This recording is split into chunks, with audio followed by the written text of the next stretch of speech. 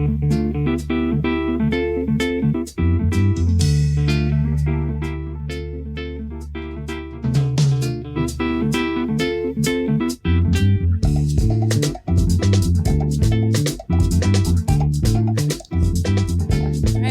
back, everybody, to another episode of the Konjo Show, where we discuss all things love, faith, and culture. I am your host, Nancy Konjo, and joining me today is my amazing co-host, Aggie of Aggie Hair.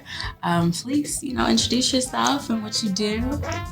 Okay. Hello. I'm Aggie, and I'm a hairstylist, a hair artist. I do a lot of expressive and creative and cultural inspired hairstyles, basically. She's being humble. Okay. Based on that, today's topic on the Konjo Show, we are going to be discussing the intersection of love and beauty, since we're still on the love series, and more specifically, how does self-love contribute to the ways in which you express yourself aesthetically, right? Especially as an African woman who's culturally proud and aware of who you are. So let me break that down into, two parts, because those were two questions. But the first question is, how does self-love contribute to the way you express yourself aesthetically? For me personally, I have browner skin, so I wear a lot of bright colors because I love the contrast on my skin. And as far as my hair, I just get it very big, very expressive, braids, cornrows, updos, just anything to make me feel regal. Okay. And, being that you're also from, Cameroon, she's an African babe, a 237 babe. As an African woman who's culturally proud of who you are and where you're from, and aware of who you are, how does that come out? Like, how do you express your culture through your hair or your clothes? Just kind of talk with us through that as a stylist. I wear a lot of Ankara print. Like, I have my own style, but I added to it in a way. I just make it my own. And growing up in Cameroon, I got to see my mother have the best, most extravagant hairstyles. And I grew up in a salon, so I got to watch my auntie create beautiful hairstyles with her hair. So I incorporate all of that when I do my hair or when I braid someone's hair, whenever I'm creating something, like I said, culturally expressive. I harness inspiration from those moments. I love that.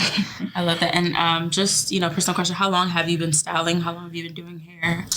I have been doing hair probably since I was 7, but I got more creative with it the older I got. So I'd say it's been over 7 years now of me being more creative with hairstyles. Yeah. Okay, I love that. And I know over the weekend, a lot of us were watching Beyonce's Black is King on Disney Plus. So, Lord, I'm overwhelmed just even think about it. So there was definitely a lot of visual references to African culture and African styles and hairstyles being portrayed on the screen. So as an African hairstylist, creative hair artist, what were some things that you saw in Black is King that really inspired you, or you saw that were similar to a lot of the things that you did? Because I saw some of the hairstyles on that and I was like, yo, Aggie should have been on set for this. This would have been perfect for you. I got chills when I watched it. The hairstyles were so bold, so expressive, and Beyonce really paid attention to different tribes and how they styled their hair. I think we were watching the show about Namibia with the women with clay on their skin, and they have the red hairstyles. Hair, yeah. She did a play on that, and she had a lot of Zulu expressions and the Zulu crown and all of those South African influences. It all came through the braids. Everything was extravagant. It was beautiful. You could tell that she did her research. A lot of research. With every tribe that was represented, whether it be it through, expression in dance, song, hair, makeup, tribal art, whatever. She made sure that the culture that was, whether it was within that song or that artist, was being represented appropriately, which I really, really appreciated a lot. And how do you feel that African women can pick hairstyles to complement, their culture, while embracing, certain things about themselves that highlight specific features. Because, as African women, like you mentioned, wearing bright colors on brown skin, it's like we look gorgeous in bright colors, right? Contrary to popular belief, things that may, highlight maybe, foreheads or broad noses, big lips, full hair, hair that defines gravity. Like, what are some things that we can play on aesthetically that complement us culturally, right, as Black people? So, just to begin with, African women, we have bold facial features. We just have very strong, very bold features. And I think highlighting that instead of hiding it is a strength. Like, if you have a big forehead, pull your hair back and do an updo and just kind of embrace it, because that's your strength. And if you... Where was I going with this? Okay. I've seen with goddess braids where you do locks and you do the curls at the end. It makes it more playful and more expressive. What is it called? Garter's lock? Goddess locks. Oh, goddess locks. Yeah, and the Fulani braids where you do the cornrows in front and the single braids in the back, and then you could do the two single braids that come to the front. All those just add some regal goddessness to your whole look. And I've been doing hair for a while. When I braid someone's hair who doesn't do braids a lot, who just have had their hair straight and they get braids for the first time, it just brings out an essence of beauty that wasn't really showing before. And it just makes them embrace themselves more or see themselves on another level, basically. Do you feel like certain face shapes, and not just certain features, but like shapes in the face, take better to certain hairstyles? Like, have you ever noticed that, or something that you've pinpointed as a hair artist or hairstylist? Yes. So if you have a round face, an afro would normally work for you. If you have a longer face, tying your hair back or doing like a slick back updo would work for you, or just like very straight long braids. Yeah. Okay, and what are some of your favorite hairstyles or African hairstyles to do? Just to begin with, I love afros. I love the curly freedom of afros. But I'd say my favorite would be just box braids. It looks very intricate. Like, it takes time to do because you literally have to sit there and braid through each one. Yeah. It takes time, but it's a labor of love, and the details just bring out a sense of beauty. So I enjoy doing box braids, I'd say. Are there any Cameroonian, traditional hairstyles that you enjoy? And not just enjoy, but that I feel like a lot of our hairstyles are kind of sacred in a way, and we're so disconnected from our culture to where sometimes we don't realize the depth in which the meaning and depth behind the hairstyles that we do. So are there certain hairstyles that you feel are culturally relevant to Cameroonian culture that you really enjoy doing? Even in your logo, I know you have, I'm sure there's a specific name for it, but they look similar to Bantu knots, but they're more fluffy, right? Can you speak on more traditional hairstyles, especially specific to Cameroon? So in Cameroon, we do motobo. I know you remember that. And it's similar to Bantu knots, but it's more puffy.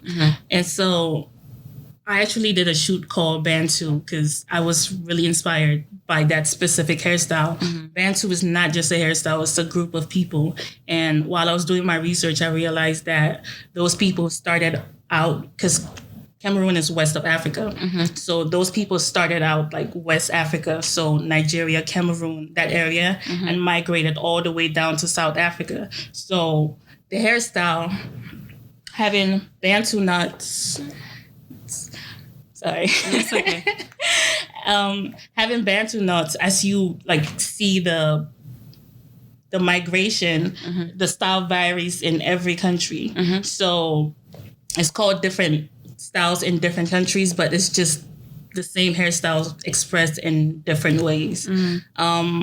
So like you mentioned, my logo, it's definitely Bantu knots. I feel like it's a staple. It represents all of Africa in a way.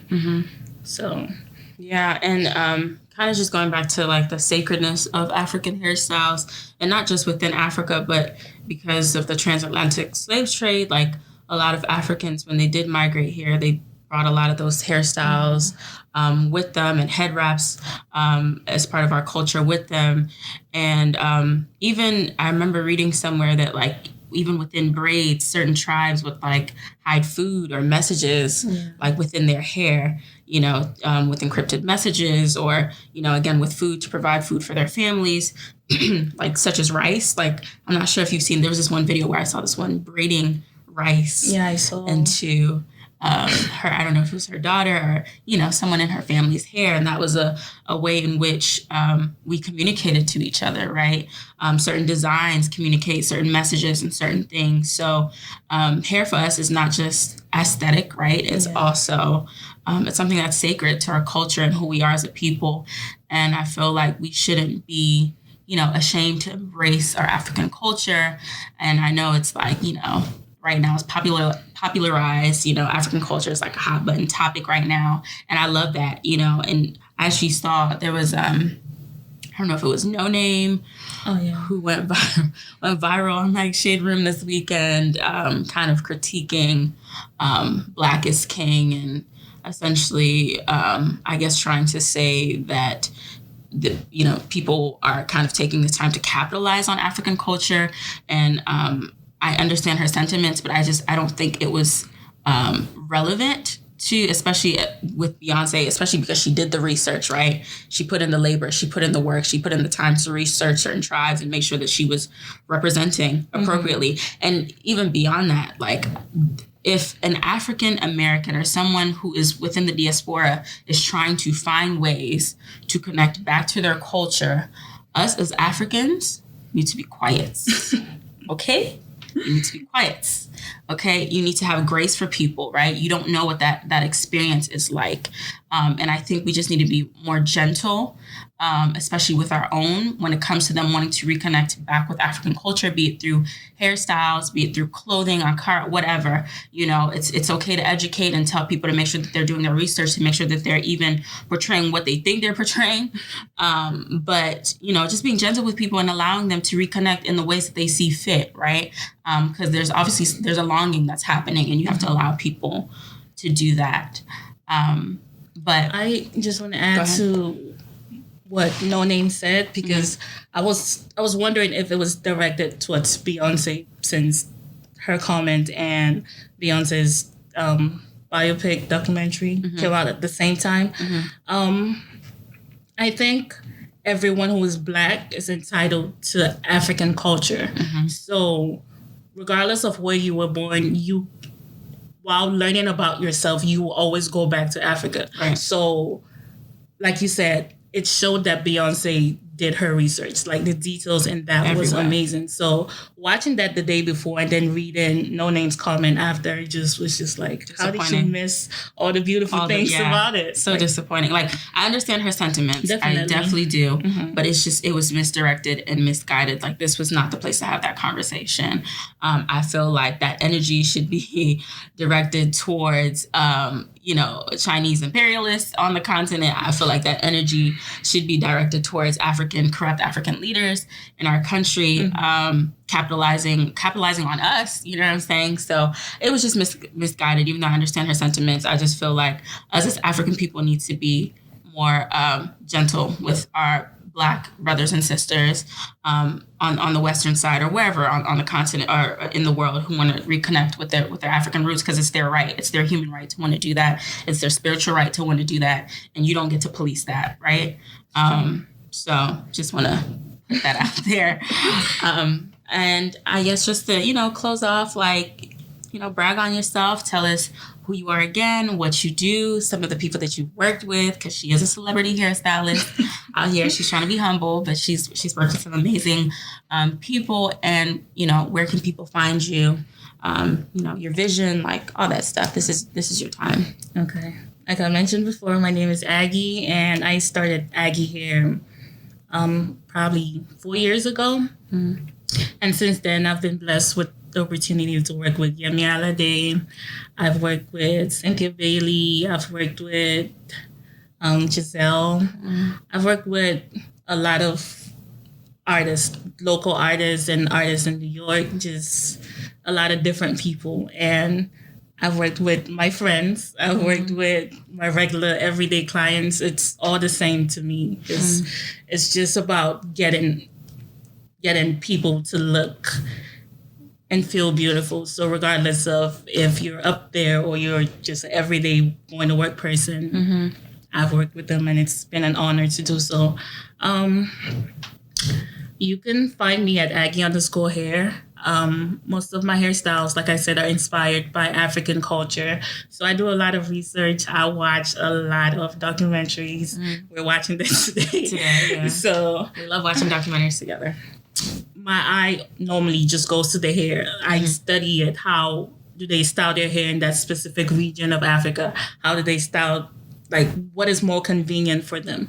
I think with understanding Black hair, going back to Africa to see how it was naturally treated before all the extra stuff came is really important. Like learning to do the braids and the bantu knots like we did before, like we talked about before. Those were styles that our people did, and we didn't know too much about perm or any of that. So these natural hairstyles are, I think, bring out the best and the inner beauty in every Black person.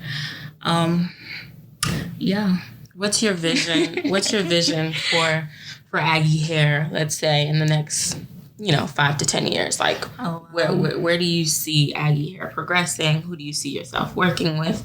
How do you see yourself building as a brand and contributing to the ways in which African women, embrace who they are, feel comfortable playing around with, very ancient hairstyles and very futuristic African hairstyles, and just embracing their culture and who they are? So a main goal for Aggie hair when I started is just very regal hairstyles, because I think there's a lot of inner strength in being Black, and a lot of that is shown through hair. So through Aggie hair over the next 5 years, I want to teach people how to style their Black hair, how to feel confident with it, how to wear it out or wear it in its most natural state, or do styles that complement the natural state of your hair, protective hairstyles. Okay, I love it. And again, Aggie_hair is where people can go and connect with you on social media. But like, if they actually want to book an appointment, give them the website and let them know where to find you. So my website is aggiehair.com and email is aggiehairart@gmail.com. So either one of those, you can reach me. And on my website, it just lays everything out. It lays out the culture, the hair care, the bookings, and everything I've worked on. It's on there. Yeah, so please go on her website, book your appointment, and also feel free. Give the website one more time. aggiehair.com. Okay, aggiehair.com. Very straightforward.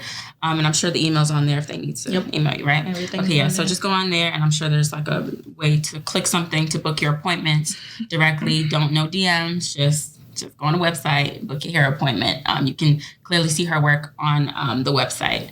But yeah, thank you so much for joining me. I love this. Is my boo. We've been friends since what? Since forever. Child. It's been at least 8 years. 7? Yeah. And funny enough, we crossed paths on Facebook, and here we are now. But thank you, everybody, for tuning in to another episode of the Konjo Show. Again, where we discuss all things love, faith, and culture. Please join us again on our next episode and let us journey together. Love you guys. Thank you again.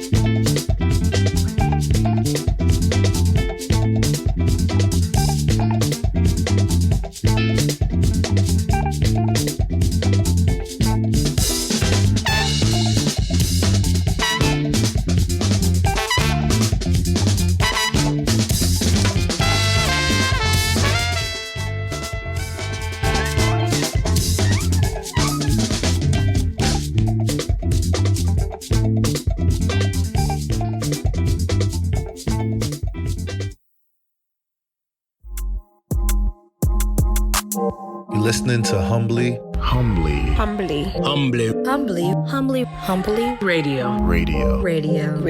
Radio.